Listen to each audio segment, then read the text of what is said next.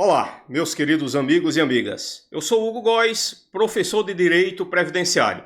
Eu atuo principalmente na área de preparação de candidatos para concurso público. E o objetivo desse vídeo é fazer uma rápida análise sobre a reforma administrativa que foi encaminhada pelo governo federal ao Congresso Nacional recentemente por meio da PEC, que significa Proposta de Emenda à Constituição número 32 de 2020. Aqui eu não vou fazer uma análise geral da PEC 32, porque o vídeo ficaria muito demorado. Então eu vou me limitar, me restringir a fazer aqui a relação da PEC 32 com o futuro dos concursos públicos. E eu aviso de imediato que eu não vou entrar em questões políticas. Eu vou tratar a questão aqui de uma forma meramente técnica. Tá legal? Porque entrar em questões políticas termina descambando para o campo das agressões, dos xingamentos, e eu não estou afim de entrar nessas discussões. Tá legal? Já entrei no passado, mas hoje eu quero ficar de fora disso e quero que vocês respeitem meu direito de não me meter mais em questões políticas, porque termina descambando para o campo das agressões, dos xingamentos, e eu não quero participar disso, tá legal? Nem sendo nem agredindo, nem sendo agredido, nem xingando, nem sendo xingado. Então eu peço que respeitem esse meu direito de não entrar no aspecto político da matéria. Vou entrar apenas no aspecto técnico. E vou informar também qual foi a principal motivação para que eu gravasse este vídeo. Foi porque eu tenho um curso de Direito Previdenciário lá no meu site, hugogoes.com.br, e o objetivo desse curso é um curso de Direito Previdenciário e o objetivo é preparar candidatos para concurso público. E eu fiz uma divulgação lá nas minhas redes sociais, né, no Facebook, no Instagram. E algumas pessoas comentaram o seguinte, apareceu alguns comentários mais ou menos nesse sentido. Que concurso, professor? Não vai existir mais concurso. Aí por que não vai existir mais concurso? É por causa dessa reforma administrativa que vai acabar com os concursos públicos. Eu até transcrevo aqui para vocês um desses comentários, né? Não vou citar o nome da pessoa porque eu não tenho a autorização dela, mas vou citar exatamente o comentário que apareceu lá numa postagem minha no Facebook, onde eu estava divulgando o meu curso. O comentário foi o seguinte: para concurso, ou seja, porque eu estava dizendo que o meu curso é preparatório para o concurso do INSS. Aí a pessoa fez o comentário lá: para concurso, kkkkkk. Que concurso, professor? O senhor sabe que não haverá mais concurso do INSS. Bem, será que isso é verdade? Será que a PEC 32 promove a extinção dos concursos públicos? Eu vou logo dar a resposta. A resposta é não. A PEC 32, ela não promove a extinção dos concursos públicos. Vou colocar aqui. Extinção dos concursos públicos? Não promove. E aqui vale também, eu sei que a maioria de vocês sabe o que eu vou falar, mas vale salientar que PEC é apenas uma proposta de emenda à Constituição. Isso ainda não é uma emenda à Constituição. Então isso não tem eficácia ainda. A eficácia é só depois que ela for aprovada. E para uma PEC ser aprovada, ela precisa ser aprovada em 2 turnos na Câmara dos Deputados, em 2 turnos no Senado. E cada uma dessas aprovações tem que exigir 3/5 dos votos favoráveis. 3/5 dos totais dos deputados lá da Câmara dos Deputados e 3/5 do total dos senadores, e isso em 2 turnos. Então, o mais provável é que o Congresso Nacional, a Câmara dos Deputados e o Senado façam alterações nesse texto. Por que é o mais provável? Porque é o que acontece com qualquer PEC que o governo mande lá para o Congresso Nacional. Sempre as duas casas legislativas, Câmara dos Deputados e Senado, exercem o seu direito de mexer na redação daquela PEC. Então, por enquanto é apenas uma proposta. Bem, mas outra pergunta. Se essa PEC 32 for aprovada do jeito que está, sem nenhuma alteração, isso vai diminuir a quantidade de concursos públicos? Aí a resposta é sim, vai. Então, ela vai promover a extinção dos concursos públicos? Não. Mesmo se ela for aprovada do jeito que está, continuará existindo concurso público. Mas se ela for aprovada do jeito que está, a quantidade de concursos públicos vai diminuir? Sim, vai. Por que você está dizendo isso, professor, que vai diminuir? Principalmente por causa de um dispositivo, que é qual? É o artigo 37A, lá da PEC. Não é o artigo 37A da PEC, é a redação que a PEC está querendo dar para o artigo 37A da Constituição. Na verdade, atualmente não existe esse artigo 37A na nossa Constituição. A PEC está querendo incluir esse artigo 37A na Constituição. Vamos dar uma lida aqui nesse artigo 37A para você entender por que, se ele for aprovado do jeito que está aqui, ele vai provocar uma redução drástica nos concursos públicos. Por quê? Antes de ler o dispositivo, eu já vou logo dizer o que é esse dispositivo. Esse dispositivo nada mais é do que a terceirização do serviço público. Terceirização. O que é isso? Terceirização. É o governo contratar uma empresa privada para prestar serviço público, que atualmente são prestados por servidores públicos. É isso. Agora vamos ler para você entender direitinho o que significa esse artigo 37A. Diz o seguinte: a União, os estados, o Distrito Federal e os municípios poderão, ou seja, todos os 4 entes da federação poderão, na forma da lei, firmar instrumentos de cooperação com órgãos e entidades, vocês vejam, públicos e privados. Então essa entidade aí pode ser uma empresa privada que vai realizar a prestação do serviço público. Para a execução de serviços públicos, ou seja, para a execução de serviços públicos, inclusive com compartilhamento de estrutura física e utilização de recursos humanos de particulares, com ou sem contrapartida financeira. Então, utilização de recursos humanos de particulares para prestar serviço público, o que significa isso? Os empregados de uma empresa privada poderão prestar os serviços públicos que hoje são prestados pelos servidores públicos. Aqui vale logo adiantar esse parágrafo 4º aqui. Diz: atualização dos recursos humanos de que trata o CAPT, ou seja, a atualização desses recursos humanos, não abrange as atividades privativas de cargos típicos de Estado. Bem, o que é cargo típico de Estado? É porque aqui o artigo 39A, ele elenca 5 tipos de cargos que podem existir no serviço público. Isso, a PEC, a proposta que a PEC está fazendo.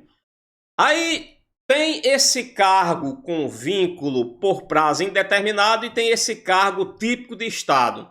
A diferença básica aqui é que esse aqui tem estabilidade. Ou seja, hoje já tem e continuará tendo estabilidade no serviço público. Não pode ser demitido assim por qualquer motivo. Só se cometer alguma falha grave e depois que foi instaurado um PAD, que é um processo administrativo disciplinar, e o cara pode até ser exonerado. Mas sem dar causa nenhuma, ele não pode ser demitido, não pode ser exonerado. Já aqui a PEC está propondo também a existência desse cargo com vínculo por prazo indeterminado. Aí esse aqui não terá estabilidade. esse aqui poderá ser demitido. Então, para aqueles serviços públicos que sejam realizados por servidor ocupante de cargo típico de Estado, não poderá haver a terceirização. Mas para aqueles serviços que são realizados por servidor ocupante de cargo por prazo indeterminado, aí pode haver a terceirização. Aí você pergunta, professor, mas quais são os cargos que serão típicos de Estado? Por enquanto, não existe resposta para essa pergunta. Quem está dando resposta para essa pergunta está fazendo meramente especulação. Por que não tem resposta para essa pergunta? Porque, de acordo com a PEC, depois que a PEC for aprovada, o governo vai encaminhar ao Congresso Nacional um projeto de lei complementar, e esse projeto de lei complementar é que vai definir quais são os cargos típicos de Estado. Então, por enquanto, ninguém sabe. Vou dar um exemplo aqui, o cargo de técnico de seguro social. Os serviços que hoje um técnico do seguro social, técnico do seguro social é um servidor do INSS. Os serviços que hoje são prestados por um técnico do seguro social, se essa PEC 32 for aprovada do jeito que está aqui, eles poderão ser terceirizados? Resposta, depende. Depende de quê? Se o cargo de técnico do seguro social for considerado por uma futura lei complementar como um cargo típico de Estado, a resposta é não. Esse serviço não pode ser terceirizado. Mas, se o cargo de técnico do seguro social não for considerado como cargo típico de Estado, aí sim, aquele tipo de serviço pode ser terceirizado. Pode o governo federal contratar uma empresa privada para conceder benefício previdenciário. Porque um técnico do seguro social hoje concede benefício previdenciário. Assim, aposentadoria, o cara quer se aposentar, aí faz um requerimento dirigido ao INSS e o técnico do seguro social analisa e diz se o cara tem direito ou se não tem. Então, esse serviço vai ser considerado como típico de Estado? Não sei. E quem diz que sabe está mentindo, porque não sabe. Porque isso será objeto de uma futura lei complementar que será encaminhada ao Congresso Nacional depois que a reforma administrativa for aprovada. Ou seja, depois que a PEC 32 for aprovada, for transformada em emenda constitucional, aí o governo federal vai encaminhar um projeto de lei complementar com o objetivo de definir quais são os cargos que serão considerados como típicos de Estado. Então, se esse artigo 37A for aprovado do jeito que está aqui, e dependendo da aprovação dessa lei complementar, que vai definir quais são os cargos típicos de Estado, então, em relação àqueles serviços que não forem considerados como cargos típicos de Estado, a redução de concurso público será drástica, se isso for aprovado do jeito que está aqui. Na minha opinião, esse é o artigo mais complicado dessa PEC 32. Principalmente para pessoas que defendem o Instituto do Concurso Público como eu defendo. Porque eu já disse isso em várias vezes, alguém já deve ter escutado, que eu considero que a coisa mais democrática que existe no nosso país é o concurso público. Porque o concurso público, ele permite que uma pessoa que sai de uma classe social baixa, a classe social uma das mais baixas que existe em nosso país, e ele tenha ascensão social por meio do concurso público. Eu sou um exemplo disso. Eu sou filho de trabalhadores rurais lá do sertão, do Rio Grande do Norte. Uma família extremamente pobre. Por meio dos estudos e por meio de concurso público, eu tive ascensão social. E isso, você que é de uma classe baixa, você também tem condições de ascender socialmente por meio de concurso público. Então, para pessoas que defendem o Instituto do Concurso Público como algo que é mais democrático no Brasil, esse artigo 37A é o mais complicado. porque dependendo do que seja considerado como cargo típico de Estado, esse artigo 37A poderá promover uma redução muito grande na realização dos concursos públicos. Então, se você quer lutar contra a reforma administrativa, eu até aconselho, é mais fácil. Por exemplo, você quer lutar, como é que consegue lutar? Quem é que aprova ou não aprova isso aí? É os deputados e os senadores. Então tem que fazer lobby junto aos deputados e senadores. Então dê uma atenção especial a esse artigo 37A para que ele não seja aprovado. Esse artigo 37A, na minha opinião, é o mais maléfico que tem em toda essa reforma administrativa. Esse artigo 37A, sim, provoca, se for aprovado, e dependendo de como ele seja regulamentado por uma futura lei complementar, ele poderá provocar, sim, uma redução muito grande dos concursos públicos. Extinção, não. Até porque os cargos tipo de Estado não poderão ser terceirizados. Mas os cargos que não são tipo de Estado poderão ser. Aí, dependendo do governo de plantão, poderá ter governos federais, estaduais, municipais que optem só para terceirizar o serviço, em vez de fazer concurso para contratação do serviço público. Vamos ver aqui esse parágrafo primeiro. Diz assim: Lei Federal disporá sobre as normas gerais para a regulamentação dos instrumentos de cooperação a que se refere o caput. Aqui, em outras palavras, o que é que esse parágrafo primeiro está dizendo? Está dizendo que se esse artigo 37A for aprovado, ele não terá eficácia de imediato. A eficácia dele só vai existir depois que uma lei federal regulamentá-lo. Agora, no entanto, o parágrafo 2º aqui diz que até que seja editada a lei federal, os estados, Distrito Federal e municípios poderão aprovar leis locais para regulamentar esse dispositivo. Aí, obviamente, essas leis locais valerão só naquele território. Aí, depois que a lei federal for aprovada, aí aquela lei municipal e estadual perderá a eficácia e passará a valer a lei federal que regulamentará esse dispositivo aqui, 37A, que nada mais é do que a terceirização para todo o território nacional. Então, aqui nós já podemos concluir algo.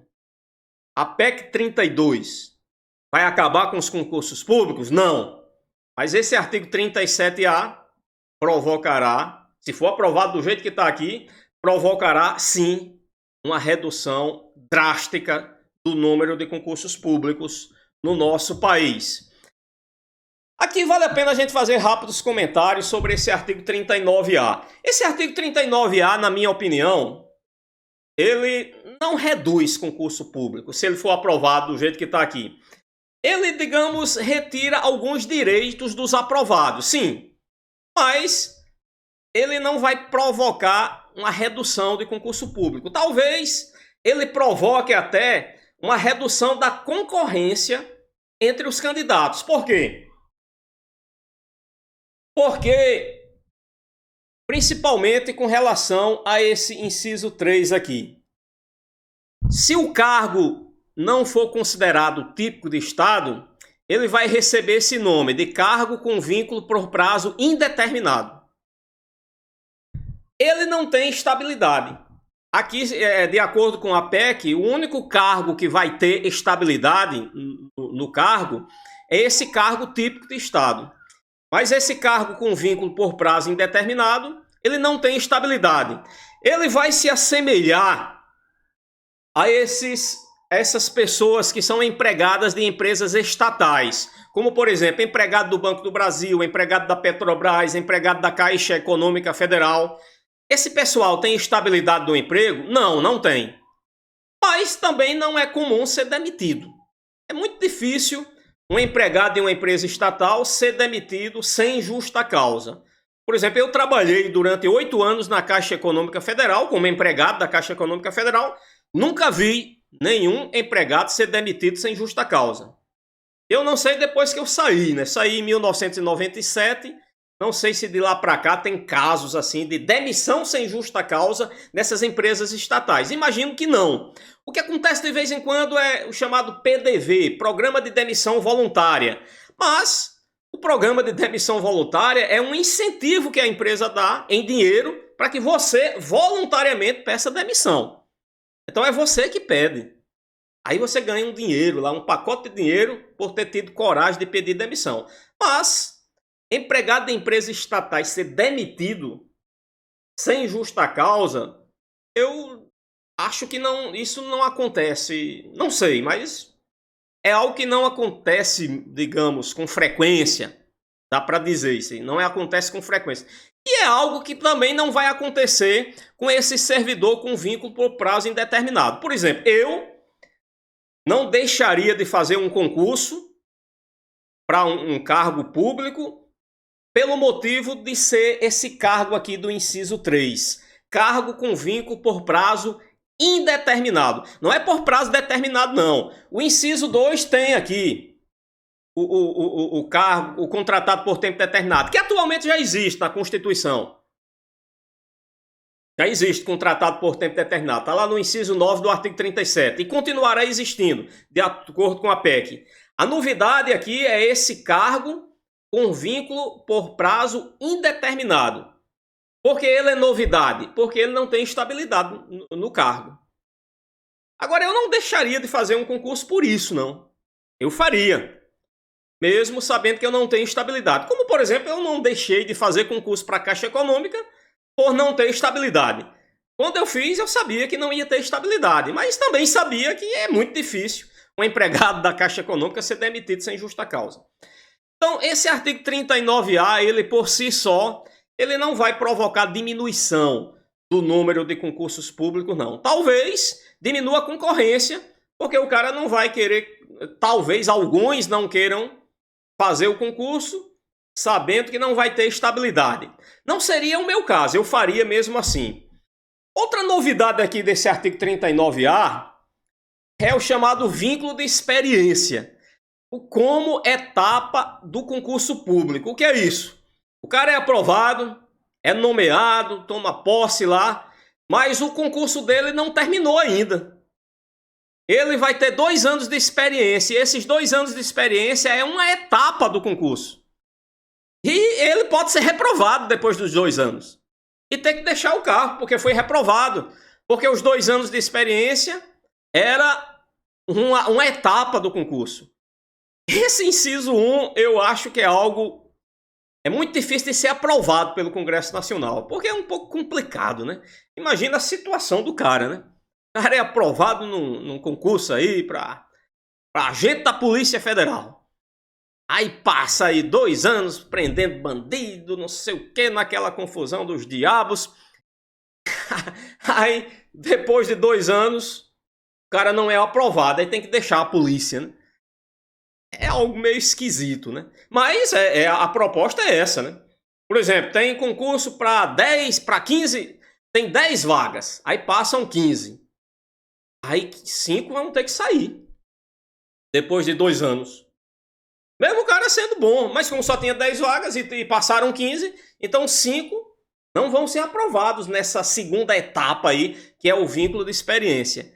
Eu acho algo bastante esquisito isso e acho que o Congresso Nacional não vai aprovar esse inciso 1 aí. Mas, como o objetivo desse nosso vídeo é dizer se a PEC 32 vai acabar com os concursos públicos ou vai diminuir, esse inciso 1, na minha opinião, não diminui os concursos públicos. O artigo 39A como um todo não vai provocar diminuição dos concursos públicos. O artigo que, se for aprovado, vai provocar diminuição dos concursos públicos é o artigo 37A. Isso aí sim, é o mais complicado. Na minha opinião, é o que deve ser mais combatido, é o artigo 37A. Vamos juntar esforços para combater o artigo 37A, principalmente. Não significa que você não possa combater os outros artigos, mas o artigo 37A merece um combate decisivo daquelas pessoas que apoiam, que defendem o Instituto do Concurso Público como o algo mais democrático que existe no nosso país. O cargo com vínculo por prazo determinado, isso já existe. Tá aqui, ó. Deixa eu te mostrar. É o artigo, inciso 11 do artigo 37 da Constituição. Na redação atual, isso já existe. Já existe desde a redação originária da Constituição. Diz assim: a lei estabelecerá os casos de contratação por tempo determinado, para atender à necessidade temporária de excepcional interesse público. Então não é novidade, é algo que já existe e se a PEC for aprovada, continuará existindo. Cargo de liderança e assessoramento é praticamente a mesma coisa do cargo em comissão, que hoje também já existe. Agora, com relação a esse servidor contratado por tempo determinado, a diferença é que, de acordo com a proposta aí da PEC 32, a própria Constituição já vai estabelecer alguns critérios para que o ente federativo possa contratar esses servidores por tempo determinado. Enquanto a atual redação ela é muito simplista, né? Ela praticamente não diz nada. Ela fala, para atender necessidade temporária de excepcional interesse público. Mas o que é isso? Aí ficou tudo a cargo de uma lei federal que regulamenta isso. Já existe essa lei federal regulamentando. E na proposta aqui da PEC, alguns requisitos já são traçados aqui, né? Quando é que o ente federativo poderia contratar servidor por tempo determinado? Para necessidade temporária decorrente de calamidade, de emergência, de paralisação das atividades essenciais ou de acúmulo transitório de serviço. Esse acúmulo transitório de serviço que eu acho meio complicado, principalmente para a interpretação que poderão dar para ele. Eu cito aqui um exemplo. Hoje, no INSS, existe um acúmulo de serviço. É o quê? É um estoque enorme de pedido de benefício que não estão sendo analisados por falta de servidor. Aí isso é um acúmulo transitório? Na minha opinião, não. Na minha opinião, não é um acúmulo transitório. Sempre existirão beneficiários da Previdência requerendo benefício. Isso não vai parar. As pessoas vão deixar de pedir aposentadoria? Não, óbvio que não. Agora, depende muito da interpretação que queiram dar para isso. Então, por isso que essa questão do acúmulo transitório de serviço, nesse inciso 1, é o que eu acho mais complicado. Mas aqui o inciso 2 diz que pode contratar por tempo determinado para projetos ou necessidade de caráter temporário ou sazonal.